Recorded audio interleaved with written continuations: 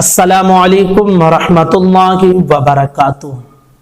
रफ़ीक शेख और इसी तरह और कई साथियों का ये सवाल आया है कि अगर एक या दो रकात छूट गई और हम बाद में पहुंचे तो अब जब हम नियत बांध कर जमात में शामिल होंगे तो सना कब पढ़ेंगे हम।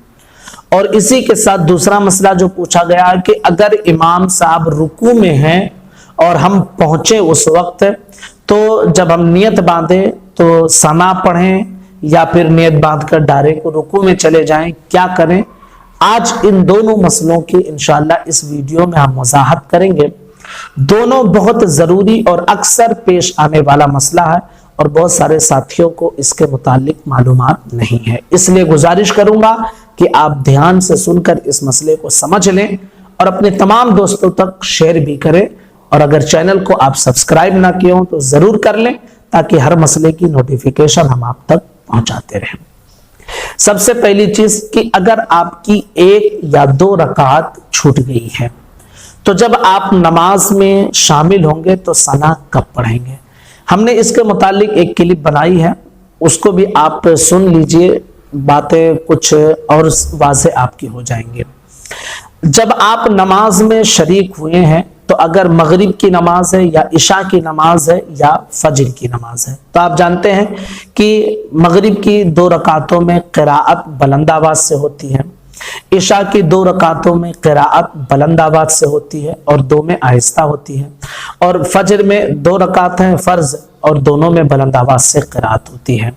तो अगर इमाम साहब बुलंद आवाज से क़िराअत कर रहे हैं तो जब आप मस्जिद में पहुंचे तो उस वक्त आप सिर्फ नियत बांधकर अल्लाहु अकबर कहकर आप खड़े हो जाएं और जो इमाम साहब क़िराअत कर रहे हैं वो आप सुने। अगर आपकी एक या दो रकातें छुटी हुई हैं तो जब आप अपनी रकात मुकम्मल करने के लिए खड़े हों तो उस वक्त आप पहली रकात जो खड़े होकर पहली रकात जो आप पढ़ेंगे उसमें आप सना पढ़ लें। ये तो उस वक्त हो गई कि जब इमाम साहब बुलंद आवाज से क़िराअत कर रहे हैं। अब जैसे मगरिब की तीसरी रकात में आप पहुंचे तो आवाज इमाम साहब की बुलंद नहीं होती है, आहिस्ता क़िराअत करते हैं। इशा की तीसरी और चौथी में आहिस्ता क़िराअत करते हैं। ज़ोहर और असर में पूरी नमाज में आहिस्ता क़िराअत होती है। तो इसमें मसला यह है कि अगर इमाम साहब आहिस्ता आवाज में क़िराअत कर रहे हैं और आप नमाज में शामिल हुए हैं तो अगर आपकी रकात नहीं छूटी है तो उस वक्त आप चाहें तो सना पढ़ सकते हैं, कोई हर्ज नहीं है।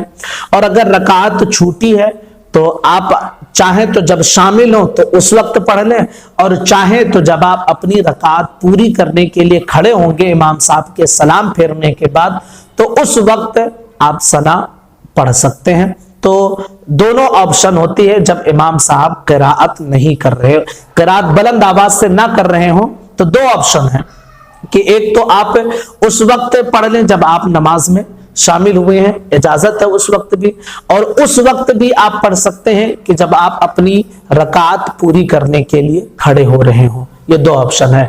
और इमाम साहब अगर बुलंद आवाज से क़िराअत कर रहे हैं तो वहां आपके लिए एक ही ऑप्शन है। अगर आपकी रकात नहीं छूटी है तो आप जब शामिल होंगे तो आपको सना नहीं पढ़ना है, और सना नहीं पढ़ेंगे आपकी नमाज हो जाएगी, ठीक है। और अगर आपकी रकात छूटी हुई है तो यहाँ आपको ऑप्शन है कि जब आप अपनी रकात पूरी करने के लिए खड़े होंगे तो उस वक्त पढ़ेंगे, जिस वक्त आप शामिल होंगे उस वक्त नहीं पढ़ेंगे।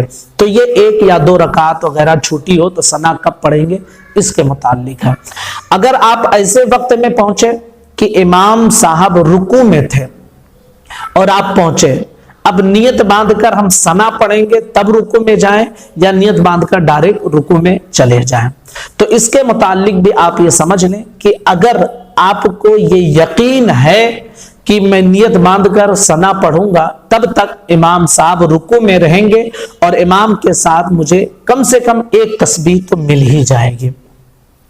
अगर आपको ये यकीन है तो फिर आपको इख्तियार है कि आप उस वक्त नियत बांधकर सना पढ़ें और सना पढ़ के फिर आप रुकू में इमाम साहब के साथ मिल जाए। लेकिन अगर आपको ये मालूम है कि अगर मैं नियत बांधकर सना पढ़ूंगा تو تب تک امام صاحب رکوع سے سر اٹھا لیں گے اور مجھے امام صاحب کے ساتھ 1-2 سیکنڈ بھی نہیں مل پائے گا، ایک آدھ تسبیح کا موقع بھی نہیں مل پائے گا۔ تو اب ایسے صورت میں آپ کو ثنا نہیں پڑھنا ہے، بلکہ آپ اللہ اکبر کہہ کر اس کے بعد میں پھر جو نیت باندھ کر پھر ڈائریکٹ آپ رکوع میں چلے جائیں اور امام صاحب کے ساتھ ثنا رکوع میں شامل ہو جائے اور رکوع کی تسبیح پڑھیں۔ اگر آپ کی کوئی رکعت چھوٹی ہوئی تھی تو جب آپ اپنی رکعت پوری کرنے کے لیے کھڑے ہوں گے تو اس وقت ثنا پڑھ لیں گے، اور اگر کوئی رکعت نہیں چھوٹی تھی تو اب یہ ثنا آپ کے لیے معاف ہے، آپ کی نماز ہو جائے گی، کوئی دقت اور کوئی پریشانی نہیں ہوگی۔ تو امید کرتے ہیں کہ یہ دونوں مسئلے آپ کے کلیئر ہو گئے ہوں گے۔ بہت اہم اور ضروری مسئلہ تھا جو میں نے آپ کے سامنے پیش کیا۔ میں گزارش کروں گا کہ اپنے تمام ساتھیوں تک اس کلپ کو شیئر کریں۔ السلام علیکم ورحمۃ اللہ وبرکاتہ۔